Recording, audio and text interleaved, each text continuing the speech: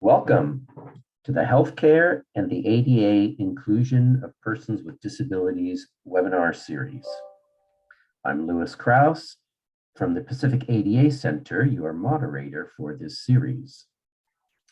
This series of webinars is brought to you by the Pacific ADA Center on behalf of the ADA National Network. The ADA National Network is made up of 10 regional centers that are federally funded to provide training, technical assistance, and other information as needed on the Americans with Disabilities Act. You can reach your regional ADA center by dialing 1-800-949-4232. Real-time captioning is provided for this webinar. The caption screen can be accessed by choosing the CC icon in the meeting control toolbar at the bottom of your screen. To toggle that meeting control toolbar on, you can press your Alt key once and then press it a second time if needed. As always in our sessions, only the speakers will have audio. If you do not have sound capabilities on your computer or prefer to listen by phone, you can dial 1-669-900-9128 or 1-646-558-8656 and use the webinar ID 837-2204-3591. And those numbers are in the chat if you want to cut and paste them. I want to also remind everyone that this webinar is being recorded and will be able to be accessed on the adapresentations.org website in the archive section of the healthcare area next week. This webinar is intended to share issues and promising practices in healthcare accessibility for people with disabilities. The series topics cover physical accessibility, effective communication, and reasonable modification of policy issues under the Americans with Disabilities Act of 1990, the ADA. Upcoming sessions are available at adapresentations.org under the Schedule tab, then follow to Healthcare. These monthly webinars occur on the fourth Thursday of the month at 2:30 Eastern, 1:30 Central, 12:30 Mountain, and 11:30 a.m. Pacific time. And by being here, you are on the list to receive notices for future webinars in this series. Those notices go out 2 weeks before the next webinar and open that webinar to registration. You can follow along on the webinar platform with the slides. You can download a copy of those slides at the healthcare schedule page at adapresentations.org. Those slides will be available probably tomorrow at the moment. I'm sorry for that. At the conclusion of today's presentation, there will be an opportunity for everyone to ask questions. You may submit your questions in the chat area within the webinar platform, and the speakers and I will address them at the end of the session. So feel free to submit them as they come to your mind during the presentation. To submit your questions, you can type and submit them in the chat area text box as shown on the screen. Or if you are using keystrokes, you can press Alt and the key H together and enter your text in that chat area. If you are listening by phone and not logged into the webinar, you can ask questions by emailing them to adatech@adapacific.org. That's adaTech@adapacific.org.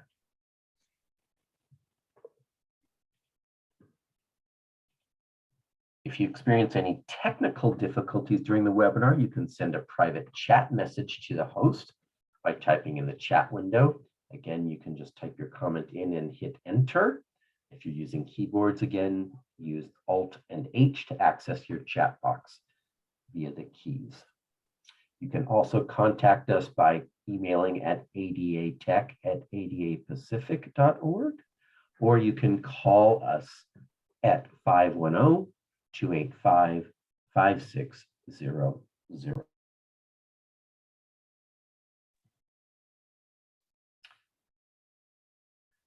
Today's ADA National Network Learning Session is titled Healthcare and Civil Rights During the COVID-19 Pandemic, Updates from the HH Office of Civil Rights and the Department of Justice.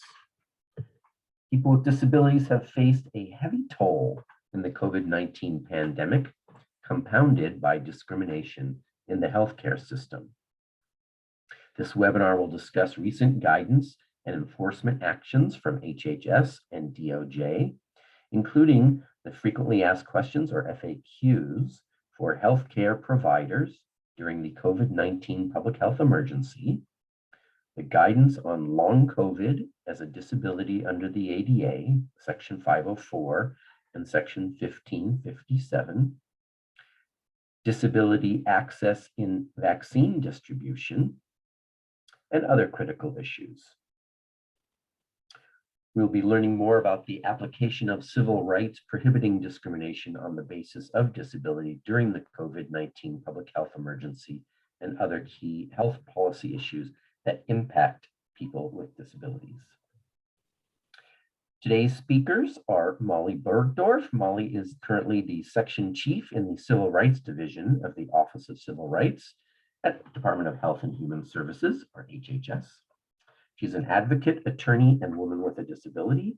Molly has also served as the Senior Director of Rights Policy with the ARC of the United States, the Senior Policy Attorney at the Center for Public Representation, the Senior Advisor with the Administration for Community Living, and the Administration on Intellectual and Developmental Disabilities at HHS, among other roles. John Wodach is a disability rights attorney with over 50 years specializing in the Section 504 of the Rehabilitation Act, the Americans with Disabilities Act, and the UN Convention on the Rights of Persons with Disabilities. He served for 42 years in the federal government, where he authored the government's comprehensive disability rights regulations and created and led the Department of Justice's office in charge of enforcing the ADA. He is now serving as a senior disability policy advisor at the Office for Civil Rights at the Department of Health and Human Services. And Kathleen Wolf is a special litigation counsel in the Disability Rights section of the Civil Rights Division at the Department of Justice. A member of the Disability Rights section's senior management team, Kathleen works with the division's rulemaking and guidance team, as well as its enforcement teams litigating under the ADA and Section 504. All right, you three, I will now turn it over to you. Molly. Thank you so much. So as Louis already introduced, we will be discussing this afternoon healthcare and civil rights during the COVID-19 pandemic, updates from the HHS Office of Civil Rights and the Department of Justice. Next slide, please. And just to set the table, our agenda will be the introductory remarks that just took place, and then a series of COVID-related guidance and policy by HHS and or DOJ. And we say and or because we have issued some guidance jointly, then followed by COVID-related work by HHS and or DOJ, and then an opportunity for you to ask your questions or provide comments. Next slide, please.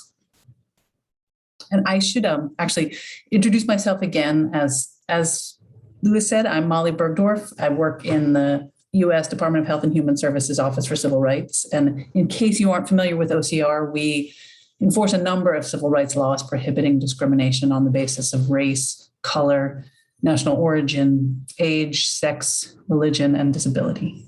And we also enforce the HIPAA privacy, security, and breach notification rules.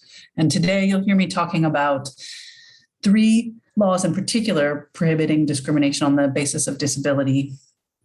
First, of course, the Americans with Disabilities Act, and particularly Title II of the ADA. OCR is a designated agency to investigate complaints of discrimination on the basis of disability by state and local government health and social service agencies.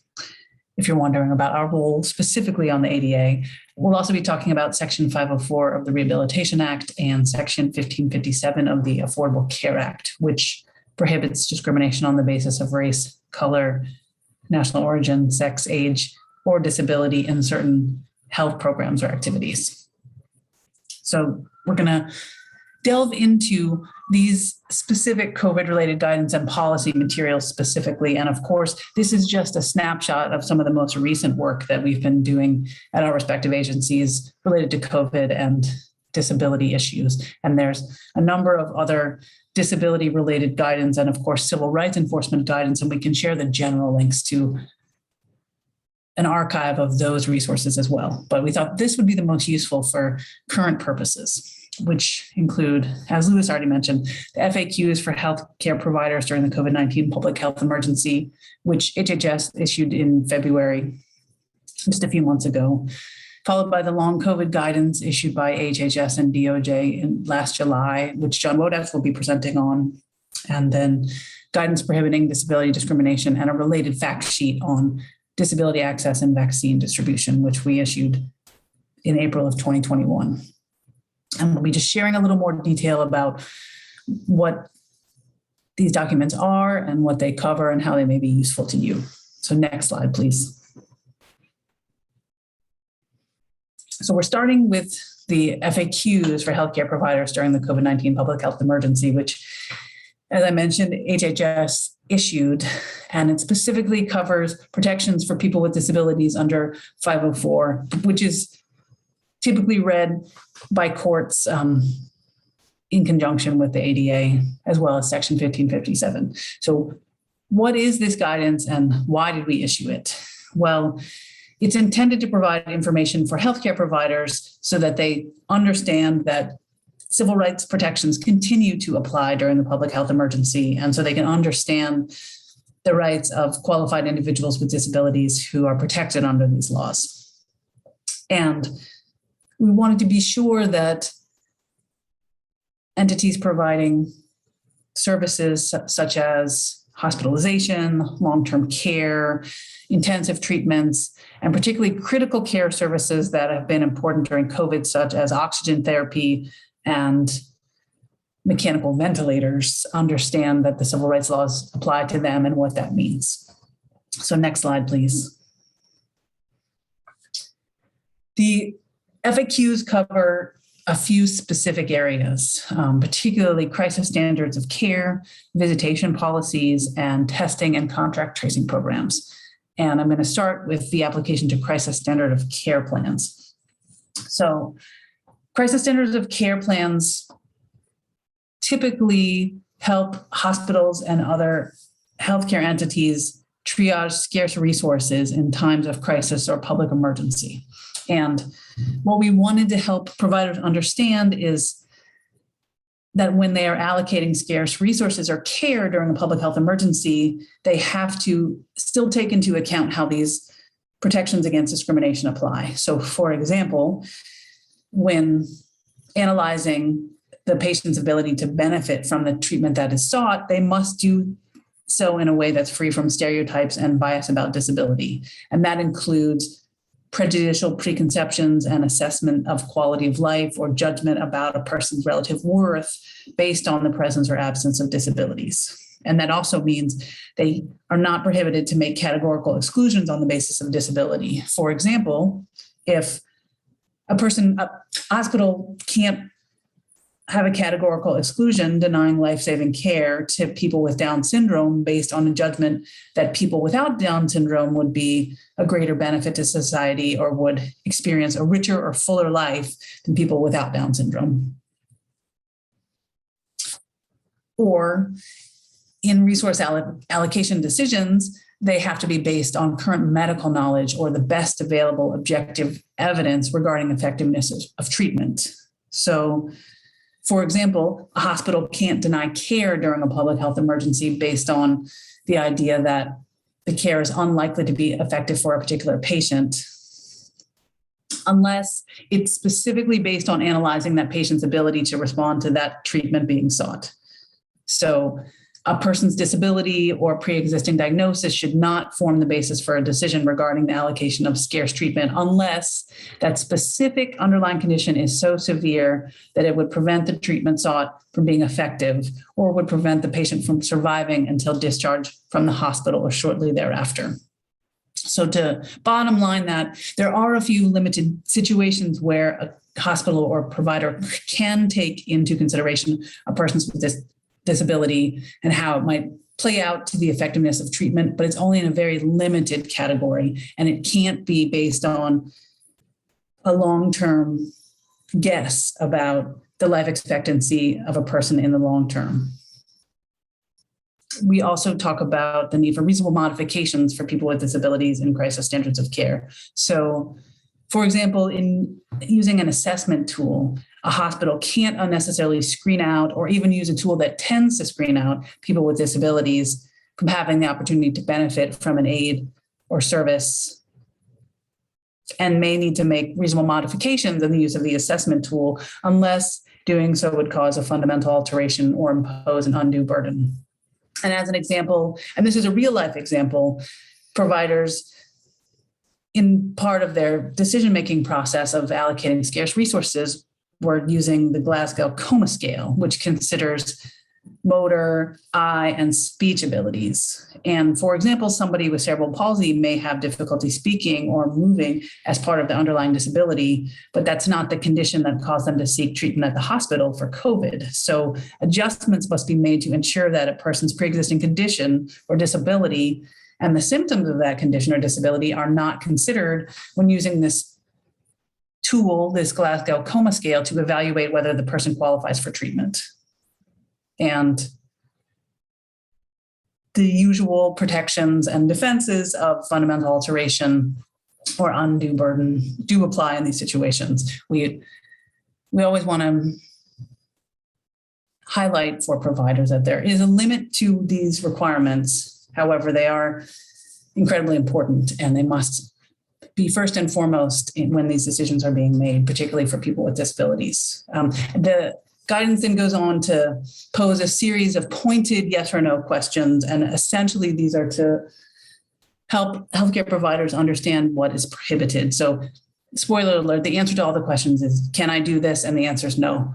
So, for example, I'm a healthcare provider and I'm concerned that an individual with a disability or an individual who is likely to have a disability after treatment will have a lower quality of life than a person without a disability who also requires treatment. Can I take this into account in prioritizing what healthcare or services to provide to the person with a disability? And the answer is no. As we discussed already, these types of decisions can't be based on stereotypes, preconceptions, prejudice, or generalization about the relative worth or quality of life or value to society of a person based on his or her disability pre or post-treatment. And there's a number of questions along those lines. I'm happy to discuss those at greater length, but there's more to this guidance and there's more to cover here. So I'm going to keep moving to the next slide, please, which is where the guidance gets into discussing application to visitation policies. Oh, I'm sorry. Can you go back a slide, please? Oh, no, I'm sorry. Still go ahead, please. We're past the application of crisis standards of care and we're going to application of visitation policies. Yes, great, thanks. So we talk about in the guidance the necessity to provide reasonable modifications to visitation policies. So, and this comes up, actually, you'll see in several of the pieces of guidance that we're talking about today, because initially in the COVID-19 era, healthcare providers, to try to keep everybody safe, wanted to prohibit anybody but the affected person from being admitted to a facility or an activity or program. But people with disabilities sometimes do require reasonable modifications to those types of programs to receive service that's equal to other people. So we may need a support person to be admitted to a facility or other types of modifications to these visitation policies to make sure that people are receiving equal access. And we do flag in the guidance that providers can put in place legitimate safety requirements, but those have to be based on actual risks not mere speculation, stereotypes, or generalizations about people with disabilities. And on the flip side, covered entities can require a support person or interpreter, even where there has been a modification to the visitation policy, to comply with safety requirements, such as requiring them to participate in temperature checks or other screening measures, or requiring them to use personal protective equipment. And a provider can refuse entry to individuals who refuse or fail to meet these requirements. And then we also talk about the effective communication requirements that are still in force, so that people with disabilities have to receive communications that are as effective as communication with others. And this includes providing appropriate auxiliary aids and services where necessary to provide equal opportunity to participate in and benefit from COVID-19 treatment. And we include the specific examples of what that may mean. Hopefully, these are types of making information available that folks are familiar with, but we're talking about accessible information technology, Braille, large print materials, audio description, sign language interpreters, telecommunications relay services, video relay services, video remote interpreting, and other tools to facilitate effective communication. And then finally, we talk about a category of guidance covering application to vaccination, testing, and contact tracing programs. So we flag that effective communication requirements still apply in those circumstances. And we want to make sure that the programs understand that they have to be usable by individuals with disabilities. And so the covered entity has to comply with applicable accessibility standards. And that may mean that, for example, where an indoor vaccine or testing site is not accessible, the covered entity should consider offering mobile testing services for individuals with disabilities who are not otherwise able to obtain testing. Or reasonable modification to policies, practices, and procedures may be necessary to permit people with disabilities at higher risk of contracting COVID-19 or at increased risk for severe illness or death to be able to safely access these services. So this could include, for example, allowing individuals to enter a facility at a time or through an entrance that would reduce their contact with others. And we do once again flag that these types of modifications aren't required where they would constitute a fundamental alteration of the program or service or impose an undue financial or administrative burden. And I think there's much more to say on these FAQs because it was the summation of a lot of what we had seen in complaints received, where folks unfortunately were facing discrimination from healthcare providers during the public health emergency. And we're happy to talk about that more in length in the Q&A. But for now, next slide, please. And I will turn the conversation over to my colleague, John Modach.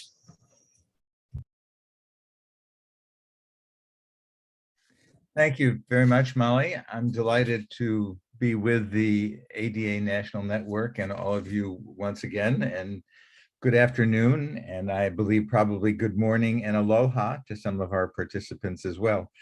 I'm going to talk about one guidance document, the guidance on long COVID as a disability under the ADA Section 504 and Section 1557. This is a document that is a joint document between the Department of Justice and the Department of Health and Human Services, and you can find it there's on the websites of each of our agencies. And it's dealing with long COVID. And why did we do this? At the beginning, this came out on the anniversary of the ADA last year, and it was in response to a lot of the questions that were coming up about long COVID. People didn't know what it was. The CDC at the Department of Health and Human Services is analyzing it. They continue to do this. It's a new condition, much is unknown about it. And so we were trying to bring some certainty to the question, can someone who has long COVID be protected by our civil rights laws? So the first question is, what is long COVID?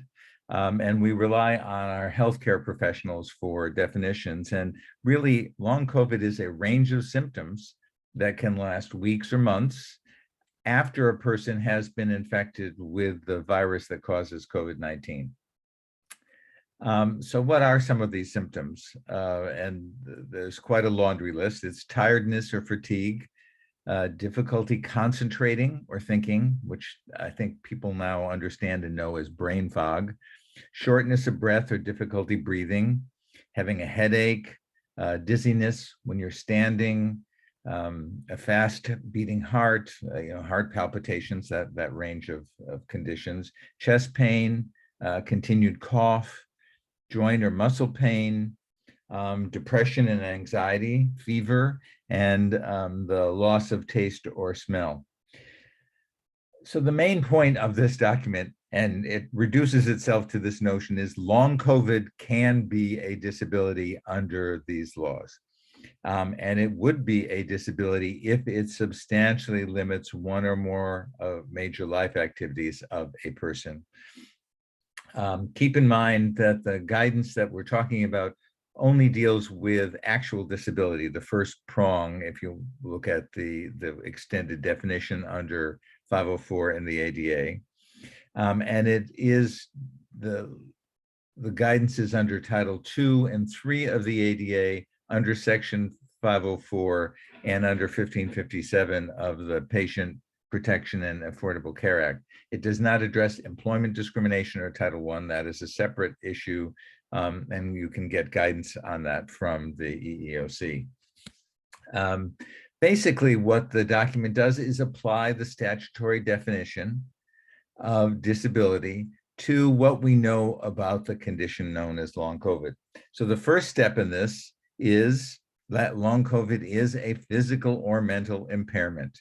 So what are the impairments? It can be lung damage, it can be heart damage, kidney damage, damage to the circulatory system, lingering emotional illness as well. These are all impairments. The next issue, though, under the ADA and 504 is, does this substantially limit one or more of a person's major life activities? And when we're looking at substantially limits, keep in mind that the ADA Amendments Act of 2008 clarified the thinking on the subject. And so substantially limits is to be construed broadly and should not demand extensive analysis. It doesn't require something to be long-term or permanent. And keep in mind, especially, it doesn't have to be determined, it can be determined without regard to medication, treatments, or any other kinds of ameliorating conditions or devices. Okay, so let's go to the next slide, please.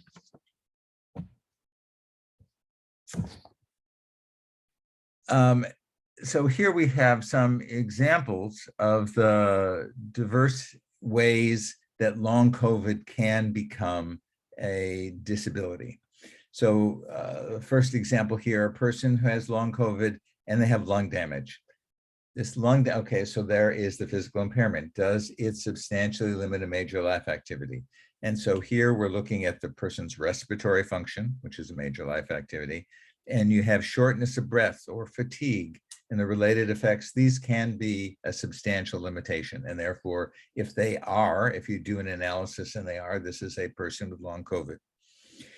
Someone with intestinal pain, vomiting, nausea that have lingered for a long time, 4 months, is really substantially limited in the gastrointestinal function.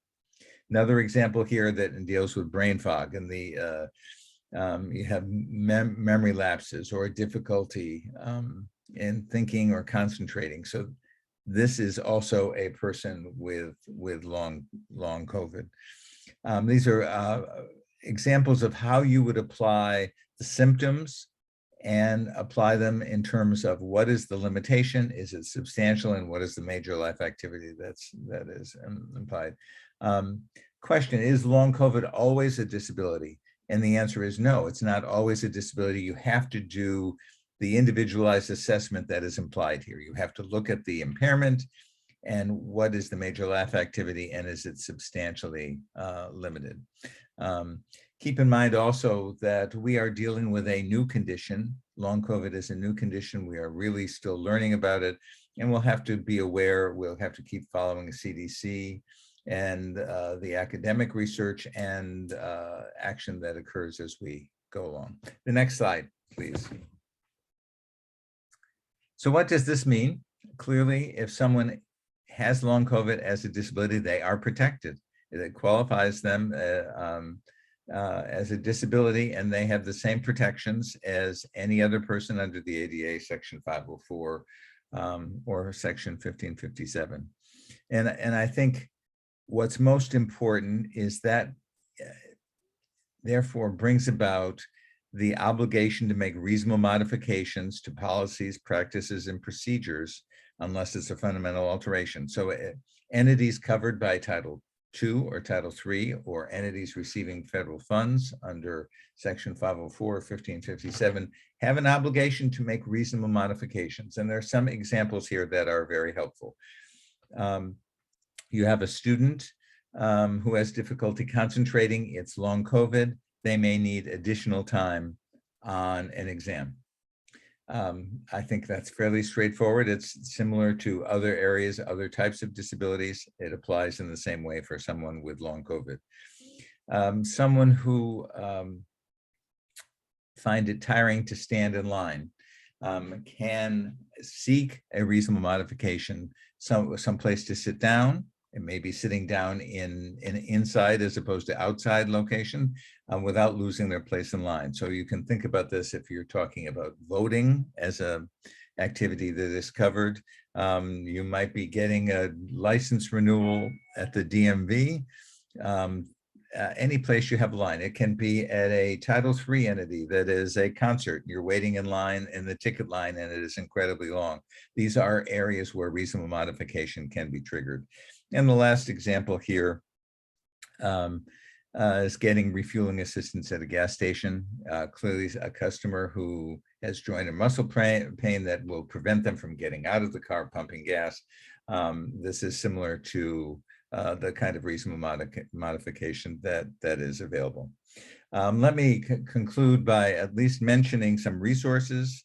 I think they will be put in the chat. There's a CDC document that provides a CDC website really that provides updated information about long COVID.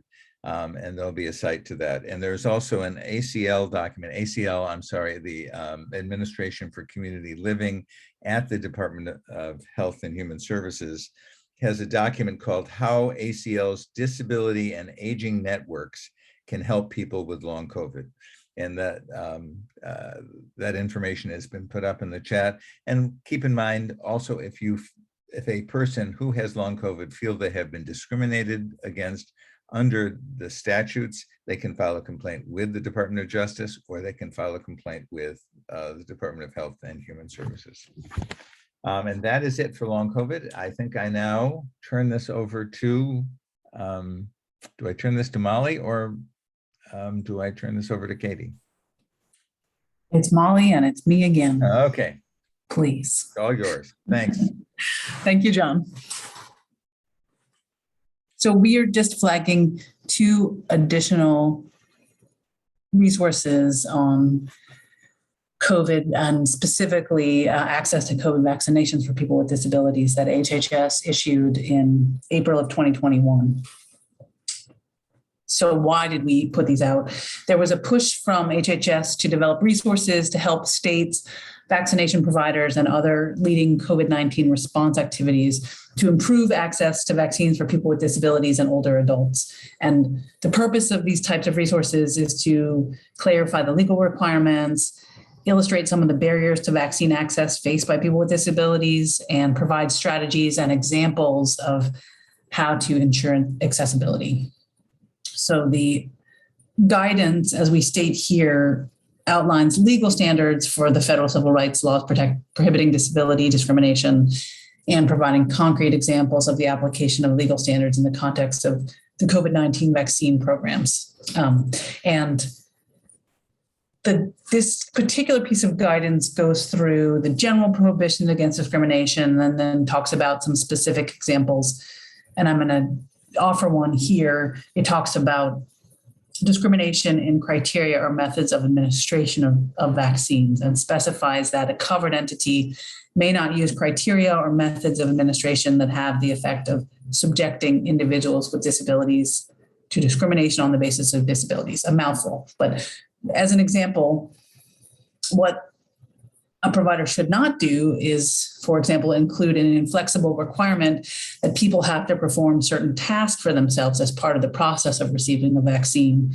For example, requiring that they complete paperwork at the vaccine site while standing up, or require them to roll up their own sleeve to get vaccinated, which could have a discriminatory effect on people with disabilities.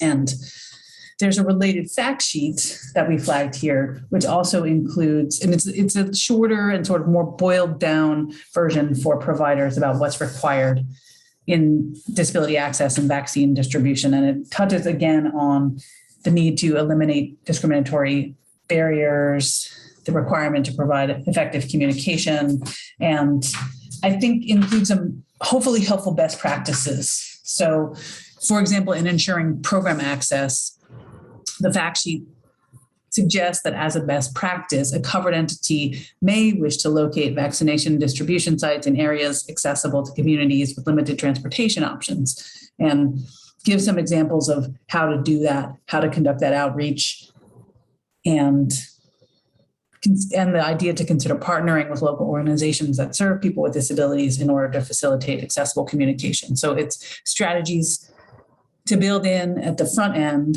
to ensure that people with disabilities have access in the vaccine distribution rollout. Next slide, please.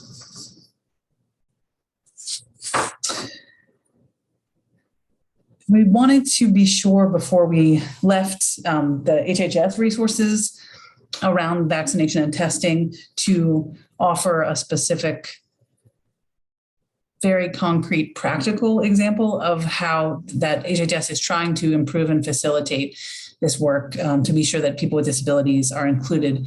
And the Administration for Community Living actually, in partnership with the Centers for Disease Control and Prevention, have developed this DIAL, the Disability Information and Access Line, which is available to help people with disabilities get vaccinated and access COVID-19 tests. And the purpose of the purpose of DIAL is to help people with disabilities find local vaccine locations, help connect people with available testing options, including help ordering free at-home test kits through the program, assisting with making vaccination appointments, and connecting callers to local services. And we included the information of how to contact DIAL here. The number is 888-677-1199.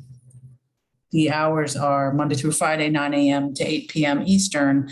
And you can also email dial@usaginganddisability.org. And we can drop that information in the chat as well. But for your awareness, DIAL accepts calls from anyone, including people who are deaf or hard of hearing. They're able to use relay services. They're trained to work with people with various communication abilities and can spend as much time as needed to ensure effective communication. So if you're looking for ways to access these services, specifically vaccination and COVID tests, it's a resource that HHS has developed specifically to support the needs of people with disabilities.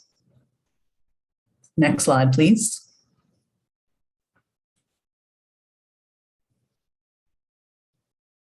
So we're segueing into some of our work. We do compliance in addition to enforcement.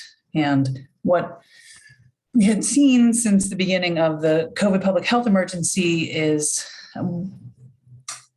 alleged discrimination in the implementation of crisis standard of care plans. So I talked about this a little bit with the disability FAQs. The disability FAQs in part were our effort to collect together our best recommendations where we are seeing ongoing discrimination in the COVID public health emergency and try to provide information for healthcare providers so that they could understand their requirements, what they aren't allowed to do, and also to help people with disabilities understand their rights.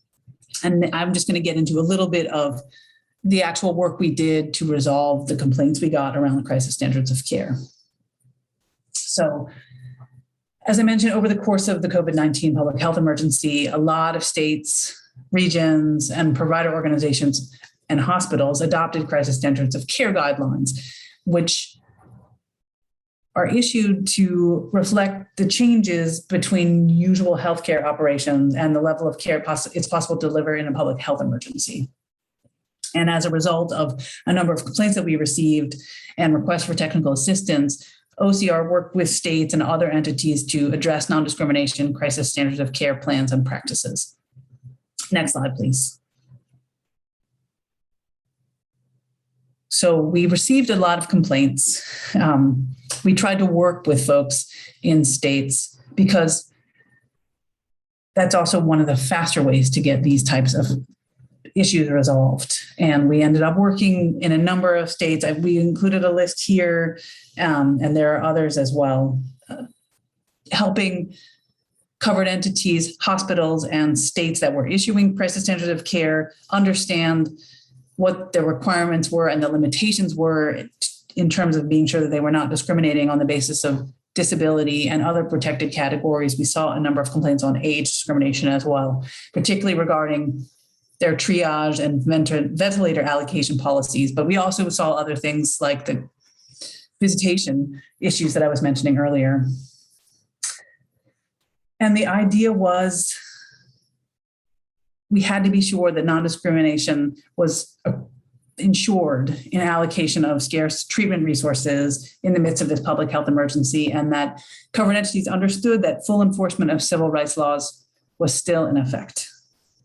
And we became aware through this process of multiple states that may have had or still have ventilator rationing guidelines, for example, that would discriminate against people with disabilities by categorically excluding them or excluding people based on specific diagnosis in this time of crisis, even where people with disabilities would still have been well served, for example, having access to ventilator use. And so we moved to help educate folks to be sure that resource intensity or long-term survival specifically were not used as allocation criteria, because those practices tend to either bar or generally screen out people with disabilities from equal access to services. We also helped folks understand best practices around the principles of non-discrimination. So we weren't always just talking about what was required under the law, but what were best practices for medical care that doesn't deny care and equal access on the basis of stereotypes, assessments of quality of life, or a person's relative worth based on their disability, as we discussed earlier. And we have been successful. Most recently, well, at least an example of a relatively recent effort was technical assistance we provided in Arizona in the crisis standard of care context. We used a collaborative process, and the state of Arizona revised their guidelines to reflect both the legal requirements that we have discussed and best practices regarding the needs of people with disabilities. And as a result, they updated their crisis standard of care plan to prohibit the use of long-term life expectancy as a factor in allocating and reallocating scarce medical resources, instead of requiring individualized assessments based on what we would say are irrelevant categories or providing categorical exclusions. Arizona shifted to using the best available objective medical evidence, which is what we definitely encourage, and other important changes, including reasonable modifications where they were necessary, as we talked about in their use of clinical instruments for assessing patients with disabilities and making decisions about who got what care, protections against unnecessarily influencing patients into agreeing to the withdrawal or withholding of life-sustaining treatment. So, for example, requiring do not resuscitate agreement before care would be provided. Those types of things were made clear were not either good practices or in some cases rose to the level of prohibited discrimination. And we were able, through these productive collaborations, to help resolve some of the issues that had led to the complaints that we had received alleging discrimination. And there's also plenty to say about our crisis standard of care work, but we can save it for the Q&A. So next slide, please. And finally, a lot of our policy priorities have been targeted towards updated rulemaking. So right now, we're working on two important rules, Section 1557 and Section 504, to protect the rights of people with disabilities. Section 1557, some folks may recall, we have been through this process before. We issued a final rule in 2016, and we issued a final rule in 2020. And now we are undertaking another proposed rulemaking to make changes to the previous rule and reinstate broad protections from discrimination on the basis of race, color, national origin, sex, age, and disability in health programs and activities. And right now we're still in the internal review process, but we're hoping to issue a notice of proposed rulemaking under 1557 in the near future. This is me talking, not our official position, but we're hoping to get it done by May.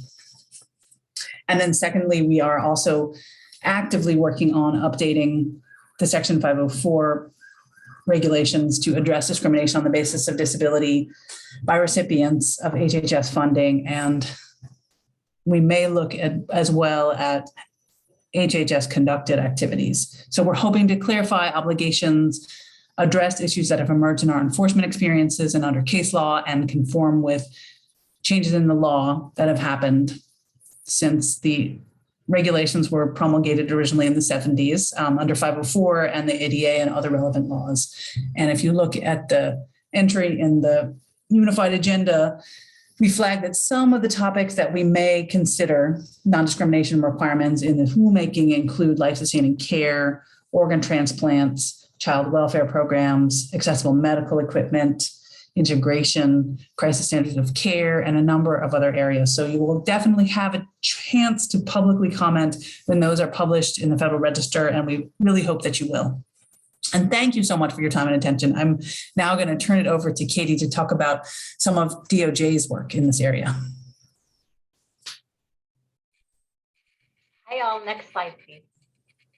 Good morning and good afternoon to everyone. Again, I'm Katie Wolf, Special Litigation Counsel in the Disability Rights section here at Justice.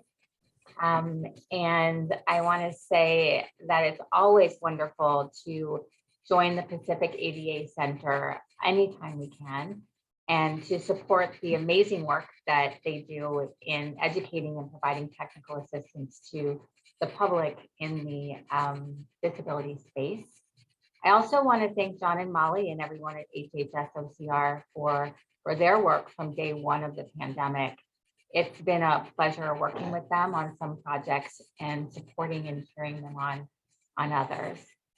My focus today is to share with you some of DOJ's COVID-related enforcement work.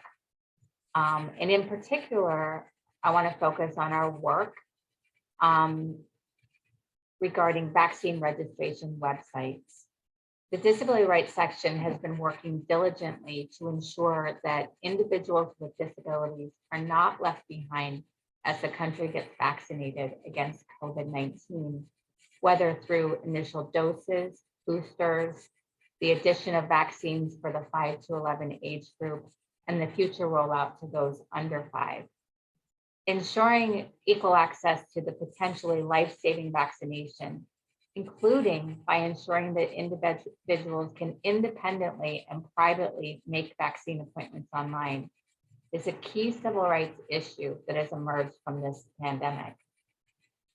The Disability Rights section, working together with our U.S. Attorney partners, completed compliance reviews of the websites of a number of national pharmacy chains and identified issues preventing people with disabilities from having full and equal access to information about the COVID-19 vaccine and vaccination appointments. People with disabilities, especially those who use screen readers or have difficulty using a mouse, were routinely blocked from making COVID-19 vaccine appointments on their own. So I want to talk about some of the barriers that we identified in this space to really illustrate how significant those were and what folks were facing. I want to talk about the results or the relief that we obtained. But before I do that, I want to jump to the end. So next slide, please. And just give you a preview of what the end result looks like, where we are, where we landed as of this date. In the last 5 months, you'll see we entered into Title III settlement agreements with 5 pharmacy chains. CVS Pharmacy, which has 9,000 plus locations in all states in DC. Meijer, which has approximately 250 stores in the Midwest, upper Midwest. Kroger, which has approximately 2,800 locations in 35 states in DC. Hy-Vee, which is a big Midwestern hub and from my home state of Iowa, go Hawkeyes. And Rite Aid, which has approximately 2,500 stores in 17 states on the East and West Coast primarily. So our approach to this from the very beginning was that we wanted to ensure that the impact of our work in this space would reach as broad a range as possible. And I think this reflects that in that, say, had we just worked with Hy-Vee, that's a regional chain, addresses only the Midwest. Maybe, you know, CVS or Rite Aid would not be paying attention to that so much, would see it as a bit of a more targeted or a one-off. By doing these compliance reviews and reaching these agreements with five pharmacy chains, we have in a way really blanketed the country in terms of the relief that we sought. Next slide, please. I want to now, on the next couple of slides, just give you examples of the types of barriers that we identified when we were doing our investigations of these sites. On the Rite Aid website, the calendar used for scheduling vaccine appointments did not show screen reader users any available appointment times, and people who used the tab key instead of a mouse could not make a choice on a consent form that they needed to fill out before scheduling their appointment. The Hy-Vee website required, on that one, people who use screen readers could not hear the questions on the medical screening forms, and people who use the tab key instead of a mouse could not select available appointment times.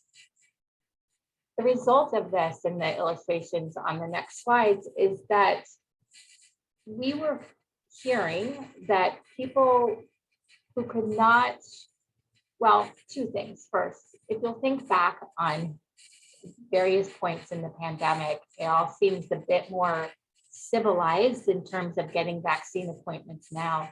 But there were times when it really was a race to get those appointments. And if you couldn't get an appointment, you had to be able to navigate these websites to have a real chance of getting an appointment. So people with disabilities who could not successfully navigate the website had very few options at that time. The appointments filled up extremely quickly, and their only options were then to go to one of these pharmacies or another provider, and hope that they could be seen at that time, maybe have to wait an extremely long time in a public space, thereby incurring more risk, or go there and return, make an appointment and return, sometimes multiple times. So those were the sorts of stories that we were hearing, and really underscore that the alternative to using the website wasn't just necessarily popping in to the Rite Aid and immediately being seen. It really was causing harm, inconvenience, harm, and additional risk for people with disabilities. Next slide, please. A couple more examples. On Meijer's website, those using the tab key instead of a mouse could not proceed past the very first step of the vaccine registration process. Moreover, the portal did not always tell people who use screen readers what information they were supposed to put on scheduling forms, including their first and last names, birth date, and zip code. So they were often stopped in their tracks at some point during the process. On Kroger's website, critical medical screening questions about current COVID-related symptoms, allergies, and reactions to previous vaccines were not read to screen reader users. And when a screen reader user selected an available appointment time, the website told them that the appointment was unavailable instead of selected. Next slide, please. And finally, on CVS's website, the types of vaccine appointments offered for the flu or pneumonia or COVID-19 were not read audibly to screen reader users at the beginning of the scheduling process. And on the page where users pick a time for their appointment, screen reader users were told that all available times were checked, even though the user had not made any selection. Additionally, those who used the tab key instead of a mouse were not able to navigate past a request for insurance information in the registration process. Next slide, please. So again, just a snapshot of who the players were here, these 5 entities: CVS, Meijer, Kroger, Hy-Vee, and Rite Aid. And then I want to talk a little bit about the relief secured in these agreements. So next slide, please. Okay. These settlements secured comprehensive relief that will enable individuals with disabilities to access COVID vaccine appointments on a level playing field with others. The requirements include generally, all 5, there are of course some distinctions between the 5, but in general, they all require the entities to make their vaccine registration portals conform with Web Content Accessibility Guidelines version 2.1 level AA. These are the department's first agreements to require conformance with WCAG 2.1 as opposed to 2.0. As you know, there are no technical specifications under the ADA for website requirements. So again, in this enforcement space, every enforcement matter, every investigation, every negotiation is a matter of itself. And so, you know, we're looking at the functional barriers that people are experiencing and what the best response in this instance is. And in this particular space, we agreed on 2.1 level A, level AA for these. They also agreed to make automated testing for accessibility truly an integrated and routine part of website development and quality control processes for their vaccine-related content. The entities will use an automated testing tool that we approved. You know, automated testing tools are not perfect, and some are much worse than others, and some are better than others. And so, you know, our approval authority under the agreement gives us some assurance that the results will be reliable and successful.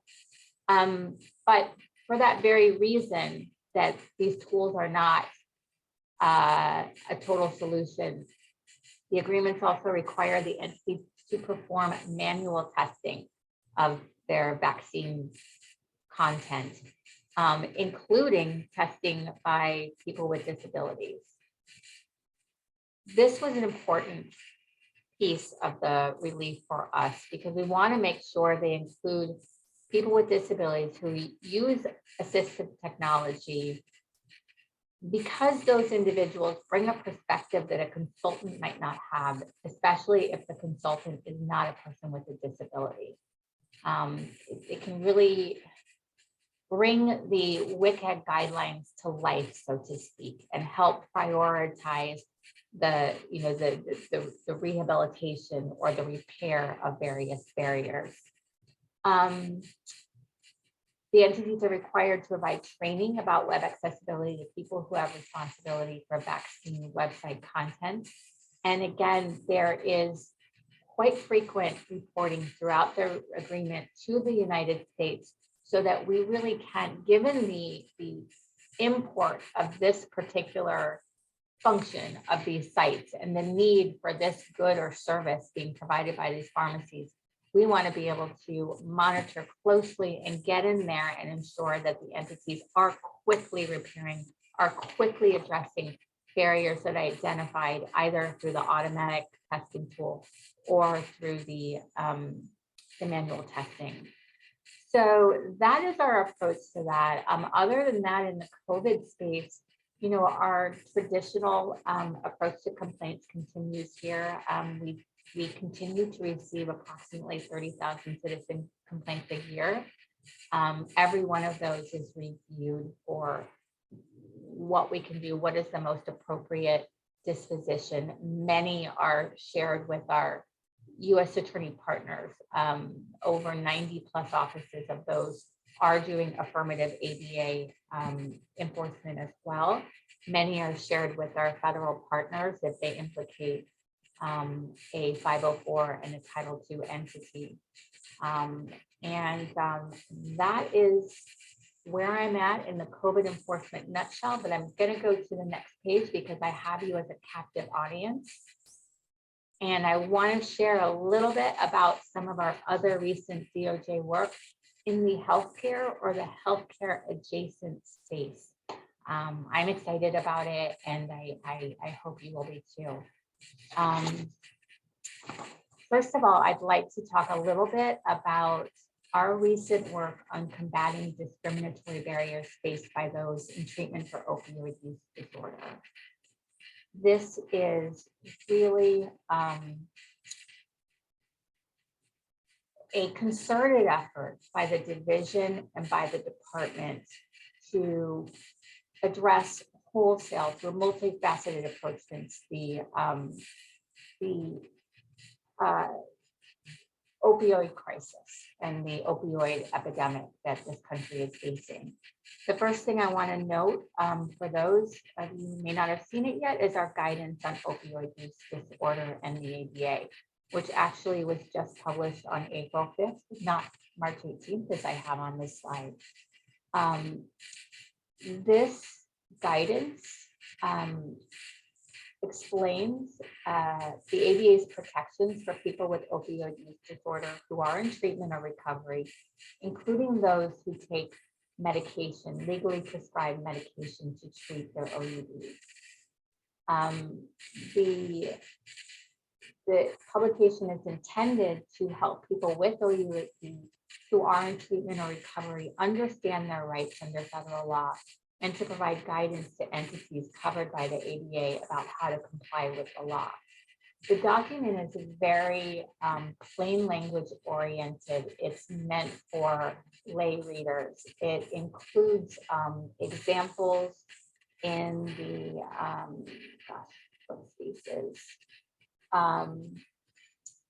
healthcare, employment, I believe correction space.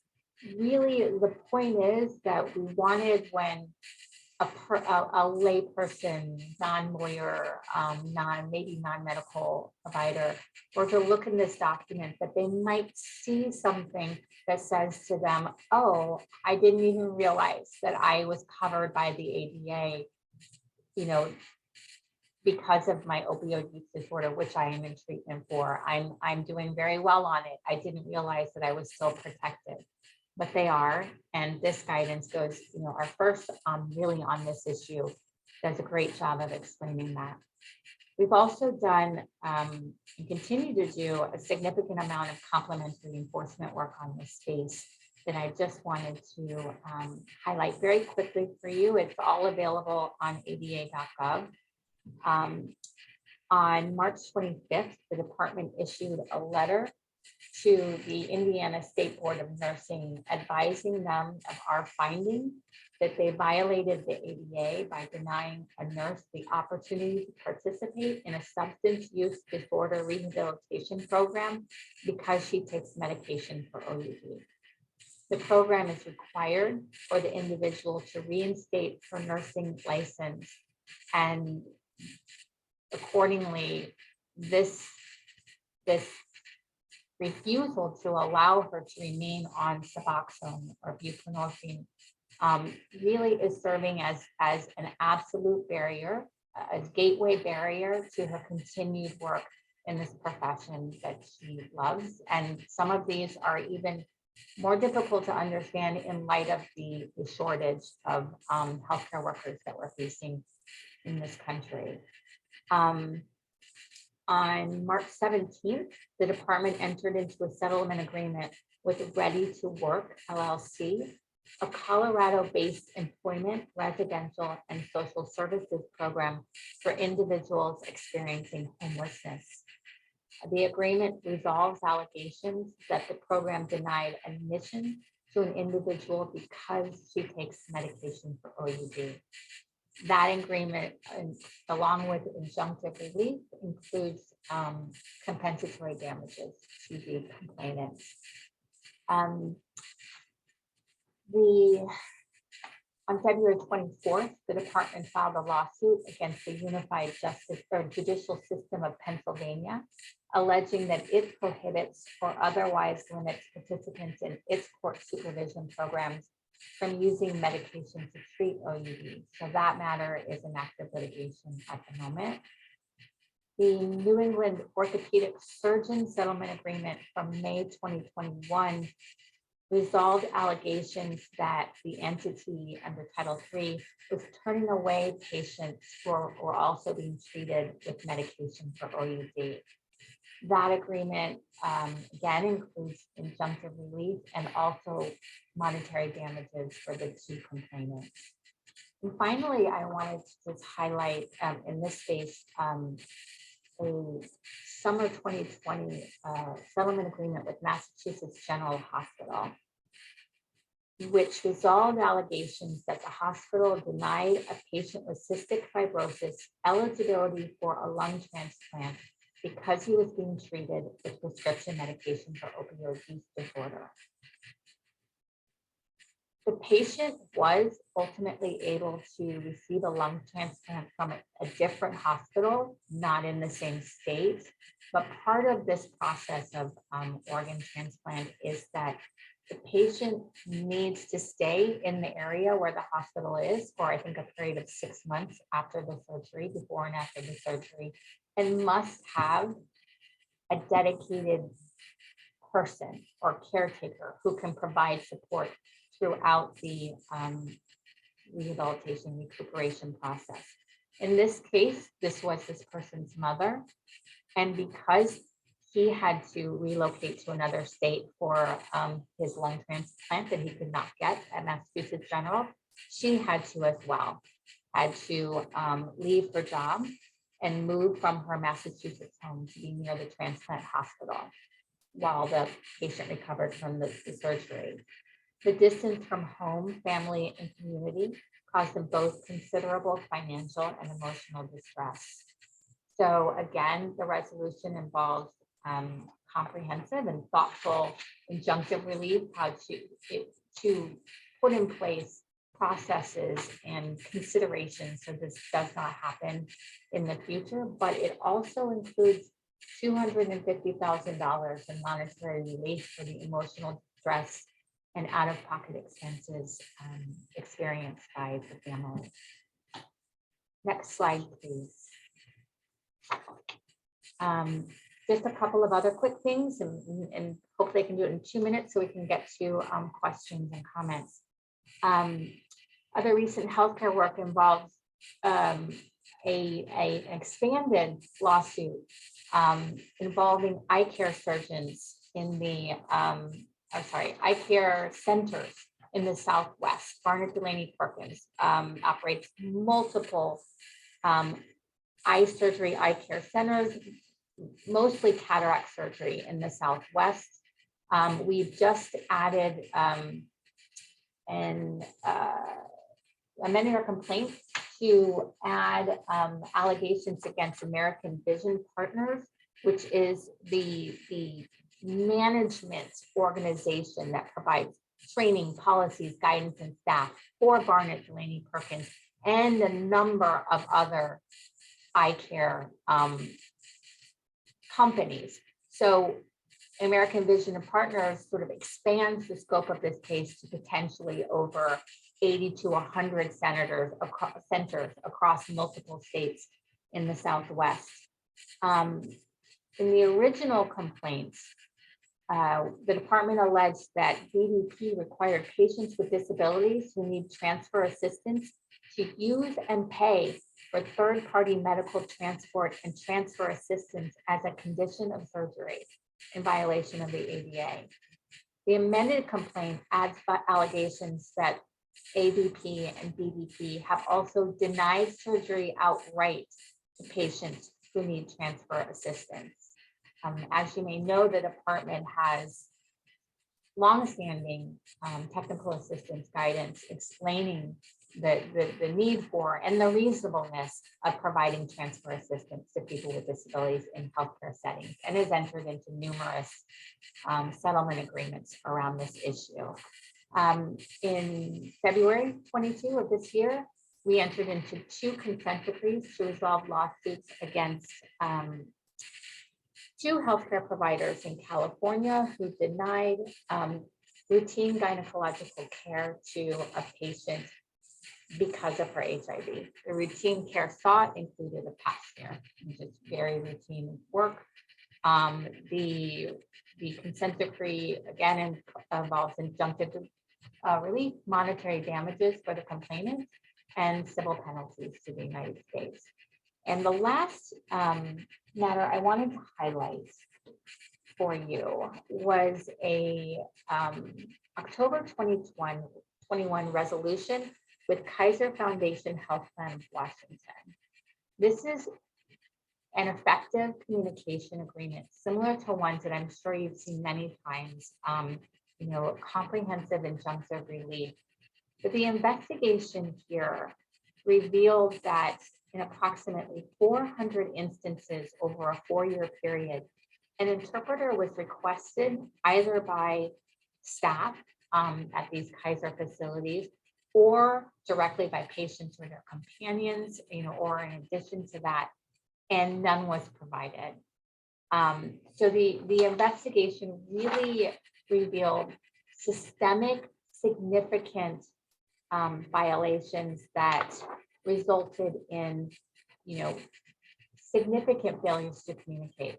So in addition to the injunctive relief, this settlement establishes a $1 million fund to pay claims to those patients whose rights were violated, and the civil penalty to the United States.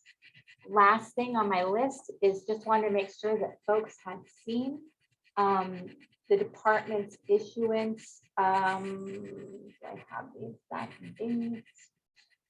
I don't, but very recently, guidance on website accessibility and the ADA. And again, this guidance discusses a range of topics, including the importance of web accessibility It discusses barriers that inaccessible websites create for some people with disabilities, when the ADA requires accessibility, and then some very, again, plain language helpful tips on making web content accessible, and other information and resources. It again is also a reader-friendly, layperson-friendly agreement. So that is it for me, and I want to get us into our question and answer period and hear from you. Thank you all for letting me share some of our work. Great. Thank you so much, Molly and John and Katie. This was an incredibly wonderful presentation of information for everyone. All right, everyone, this is the time for you to submit your questions in the chat window if you have not already, and we'll get to those right now. So we'll start here, and we'll go back to some questions from the beginning. This was aimed at Molly. Can you review more specifically which NPRM will address accessible medical equipment and when we might see this? Sure. This is Molly. Thank you for the question. And I want to echo John and Katie's thanks to everyone for your time today, inviting us here and listening and talking with us about these important issues. I had mentioned specifically that OCR had included in the entry on the Section 504 regulation in the Unified Agenda that we were considering including accessible medical equipment. Both of these regulations are currently under development, so I'm not really at liberty to pinpoint which, if either of the Section 1557 or Section 504 will include a provision on accessible medical equipment, but I can tell you is something that we are looking at very closely and take very seriously.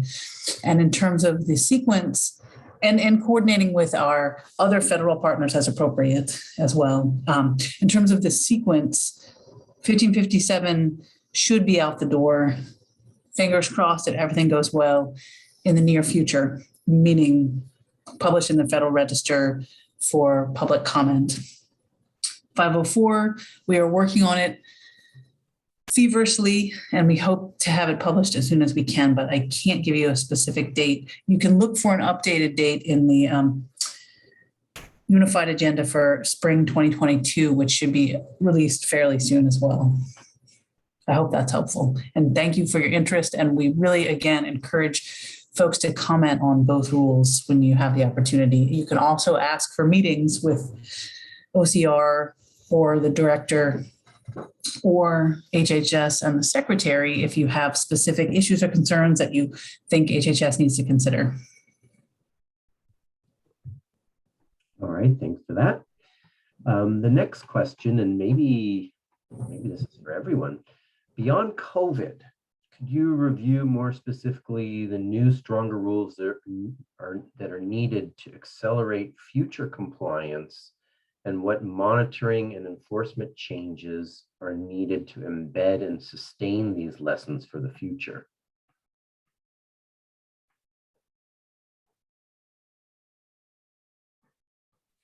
Hey, this is Katie. On the enforcement front, I can say that one of the things that we're thinking a lot about is how to create the relief so that it does ensure that the changes needed are embedded and sustained. And that can go into how long should this agreement be? Should it be a consent decree where there's a quick way to get to the court if we see violations or if we see things going down the wrong path? But again, it's really that is the goal when we're crafting these agreements, is not just to get whatever it is immediately fixed, but so often you also need complementary sort of culture change and education, certainly education and training, and not just a one-shot training at the beginning of the agreement. But you'll see, I think, routinely these agreements will have annual training and various ways to, again, try to do exactly that, embed and sustain whatever the needed change is.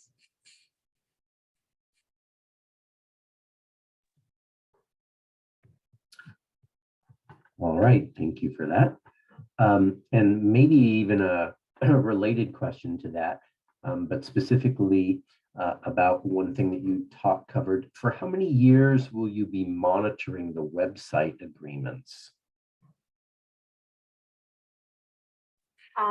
The website agreements, I believe they range in terms between maybe 30 months and 3 years. 3 years is typically what our agreements tend to be around.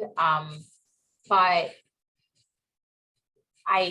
so I think, that does give us a chance to sort of ride out some of these ebbs and flows in the pandemic, space, which is something we also wanted as well. We wanted to make sure it wasn't too short a time. We weren't too optimistic about where this COVID-19 was going. Great. The next question arose when you were discussing the case about the being denied a transplant. Does this mean that unvaccinated people cannot be discriminated against and denied a transplant? That is a great question, and I think it implicates all kinds of things. It feels a little bit like the analysis that Molly was talking about in the crisis standards of care space. It feels, a little bit like my OUD case.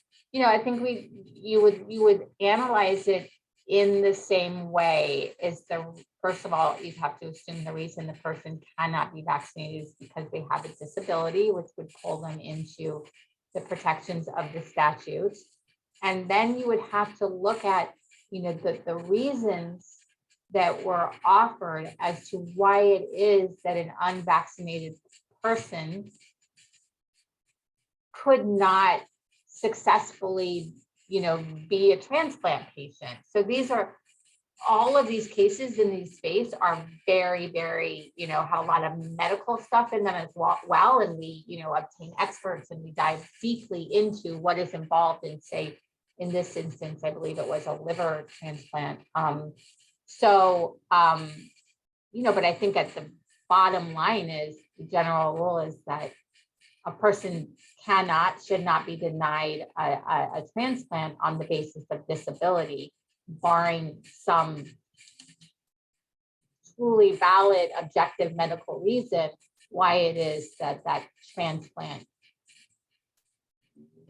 is not possible for that person.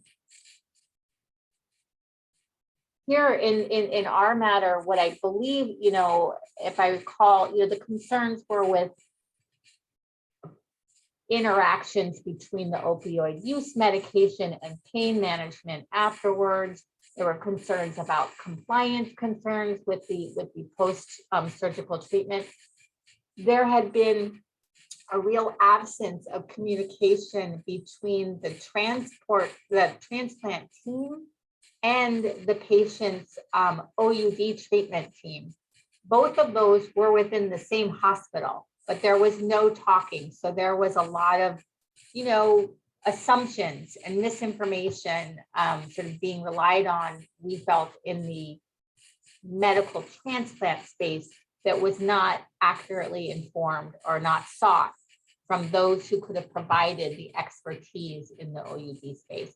So again, it's going to require a holistic approach or a whole team approach to these issues.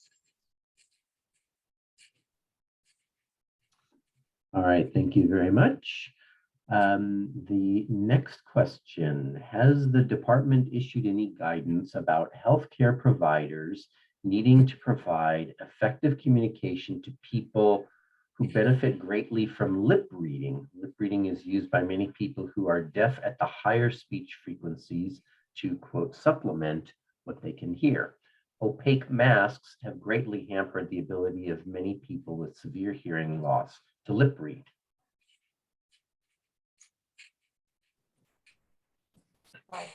This is Katie. We have not. I will say, though, that the CDC has information on its website, which I believe even where masks are required, if there are those places on the CDC guidance now, contemplates that people can pull down their masks where needed to allow people who need to lip read to do so. So, I think that's a really good question. And I do think that it is an issue that we've seen on our technical assistance line and things like that. And so,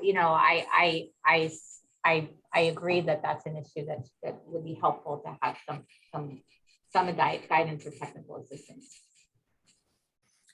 And this is Molly. I can just add that similarly, I'm not aware of any specific guidance that either OCR or HHS generally has issued on that issue in terms of non-discrimination requirements. I can tell you it is something that we have seen in some of our complaints and have thought about. And so appreciate you bringing it to our attention, and we'll give it some thought.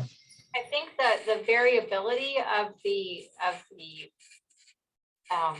disease has made it hard, and the changing CDC guidance at the beginning, there was thought that the risk was so high that any removal of masks. I mean, I think sometimes with the evolving science, it's a little bit harder to ascertain like what is the violation versus what is the best practice in this space.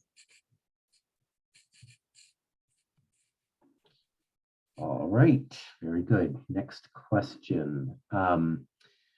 Curious if most of the complaints about emergency care standards were about actual denials of care or objections to discriminatory standards.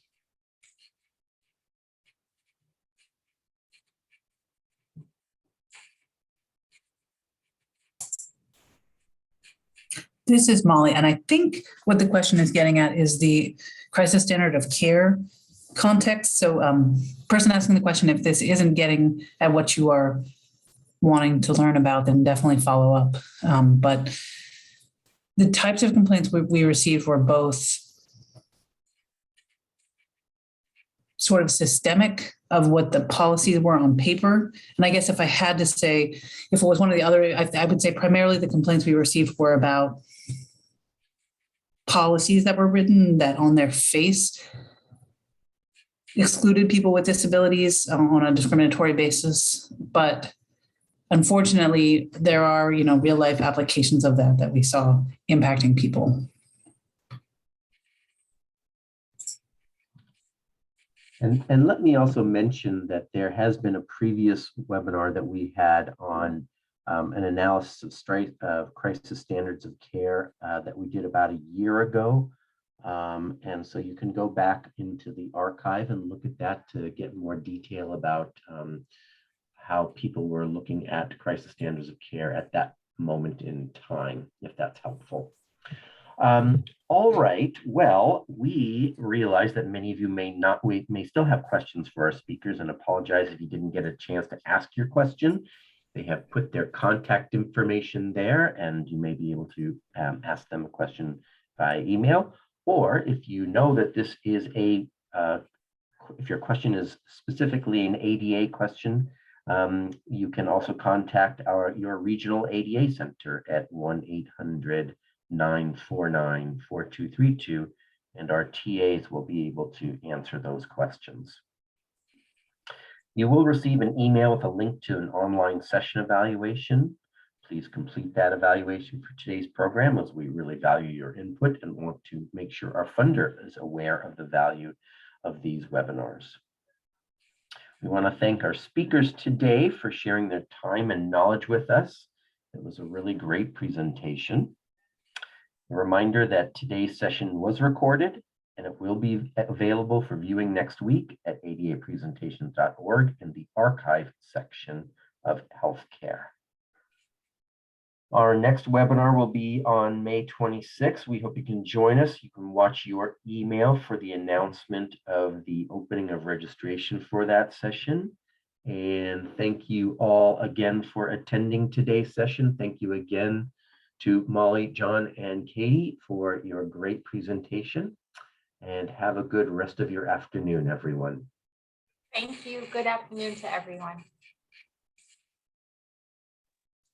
Thank you so much. And thank you as well.